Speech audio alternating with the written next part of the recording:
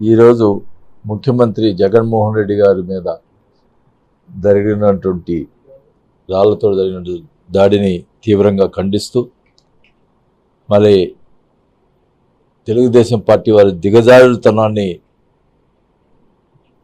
మేము చాలా ఖండిస్తూ ఉన్నాం.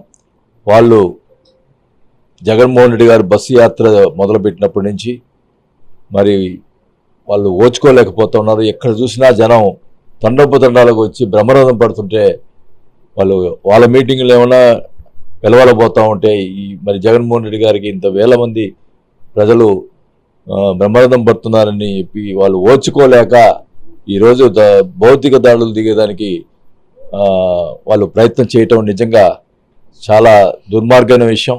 ఇది ప్రజలందరూ కూడా గమనిస్తూ ఉన్నారు. దీని మనకి తీవ్రంగా ఖండిస్తూ ఉన్నాం. ఇలాంటి కార్యక్రమాలు చేయటం మంచి పద్ధతి కాదు. ఒంగోలు కూడా మొన్న మా కుటుంబం మీద కూడా చేసేదానికి ప్రయత్నం చేశారు.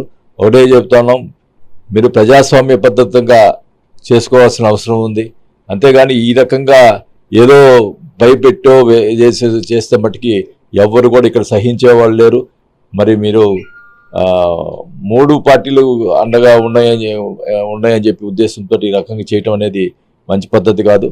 మరి దీని మీద అన్ని ప్రజా సంఘాలు కూడా ఖండించాల్సిన అవసరం ఉంది. ఒక ముఖ్యమంత్రి గారి మీద దాడి చేయటం మరి ఏమంతరం సమంజసం ఒకసారి ఆలోచించాల్సిన అవసరం ఉందని కూడా తెలియజేసుకుంటా ఉన్నాం. మరి దీని మీద మరి తెలుగుదేశం పార్టీ వాళ్ళు చంద్రబాబు నాయుడు గారు క్షమాపణలు చెప్పాల్సిన అవసరం ఉందని కూడా తెలియజేసుకుంటా ఉన్నాం.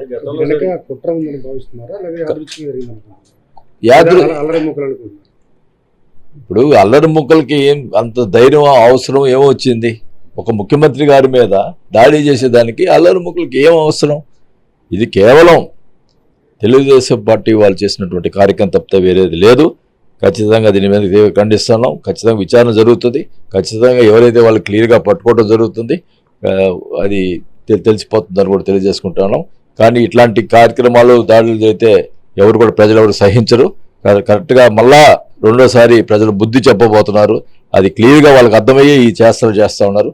ఖచ్చితంగా రేపు వైఎస్ఆర్ పార్టీ ఎన్ని వ్యవహారాలు చేసినా కూడా జగన్మోహన్ రెడ్డి గారు మళ్ళా 150 సీట్లతో గెలవబోతుందని కూడా తెలియజేసుకుంటాం. అంటే గతంలో జరిగిన దాన్ని కోడికత్తి డ్రామా అని చెప్పి తెలుగుదేశం పార్టీ ప్రచారం చేశారు. మళ్ళీ అట్లాంటి ప్రచారాలే చేసే అవకాశం ఉంది.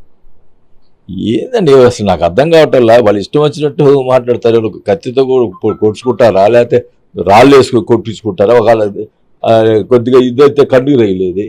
ఎవరు ఒక ముఖ్యమంత్రిగా ఉండి ఆ పనులు చేసి అంత చీప్ చేష్టలు చేసేంత అవసరం ఏమొచ్చింది? ఈరోజు బ్రహ్మరథం పడుతున్నారు జగన్మోహన్ రెడ్డి గారికి.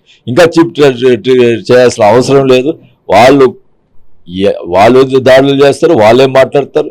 మరి మీరు క్లియర్గా చూస్తూ ఉన్నారు. మన ఫంక్షన్ దానిలో వాళ్ళే కేసేస్తారు, మళ్ళీ వాళ్ళే ఇంటింటికి పోయి ఇవ్వాలంటారు, రకరకాలుగా మాట్లాడతారు. మళ్ళీ ఏమన్నా వాలంటీర్ని మేము తీసుకుంటాం 10,000 ఇస్తామంటాడు. వాళ్ళు రోజుకు ఒకటి మాట్లాడుతూ ఉన్నారు. ఊసురు వెళ్ళి రాజకీయాలను చేస్తూ ఉన్నారు. ఇది ప్రజలుగా గమనిస్తూ ఉన్నారు. ఖచ్చితంగా వాళ్ళకి మైండ్ ఖరాబ్ అయిపోయింది.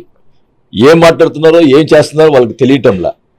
వాళ్ళకి ఇక ఫ్రస్ట్రేషన్ అయిపోయింది. చంద్రబాబు నాయుడు గారికి వయసు కూడా అయిపోతూ ఉంది. ఇంకా నేను రాజకీయాల్లో నా పరిస్థితి ఏంటి, మళ్ళీ నా కొడుకు పరిస్థితి ఏంటనే ఆలోచనలు వచ్చేసారు వాళ్ళు. మరి కాబట్టి ఈ ఫ్రస్ట్రేషన్లో ఇవన్నీ చేస్తున్నారు. ఇది మంచి పద్ధతి కాదు. ప్రజాస్వామ్య బద్ధంలో ప్రజల్ని ఓట్లు అడిగి ఓట్లు ఇచ్చుకోవాల్సిన బాధ్యత ఉంది. కానీ ఈ రకమైన రాజకీయాలు ఎప్పుడు కూడా నేను చూడలేదు. ఇట్లాంటి వరస్ట్ రాజకీయాలు జరుగుతూ ఉన్నాయి. ఇది మంచి పద్ధతి కాదు. ప్రజాస్వామ్యంగా మంచిగా చేసుకొని ప్రజల మన్ననలు పొంది ఓట్లు ఇచ్చుకోవాలని చెప్పి కూడా నేను కోరుకుంటా ఉన్నా.